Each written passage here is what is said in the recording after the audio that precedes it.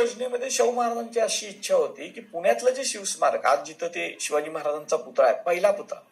ज्याला खूप विरोध झाला बघा पुण्यात, तो पुतळा, शिवाजी महाराजांच्या पुतळा उभारणीला पुण्यात विरोध झालेला होता, हे खूप कमी लोकांना माहिती आहे. आणि ती जी नुसता पुतळा उभा करायचा नव्हता, ते शिवाजी महाराजांचं स्मारक, आयडियल स्मारक कसं असावं याची एक त्यांची सगळी योजना ही त्यावेळेच्या विजय मराठा नावाचं जे वर्तमानपत्र आहे त्याच्यामध्ये, आणि त्यांची पत्र जी आहेत शाहू महाराजांची तत्कालीन सगळी अस्सल पत्र शाहू महाराजांनी लिहिली, त्याच्यामध्ये स्पष्ट आलेले आहेत योजना त्या. त्याच्यामध्ये शाहू महाराजांनी असं म्हटलंय की एक मध्यवर्ती ठिकाणी शिवाजी महाराजांचा पुतळा आणि त्याच्या भोवतीनं मराठा म्हणजे मी परत दुर्दैवाने हे सांगावं लागतं की मराठा म्हणल्यानंतर जे महाराष्ट्रातले जे राहणारे मराठी बोलणारे हे सगळे मराठा म्हणून शिवाजी महाराजांच्या काळापासून ट्रीट केले जातात. तर मराठा म्हणूनच ओळखतात ना, म्हणजे हा महाराष्ट्रातल्या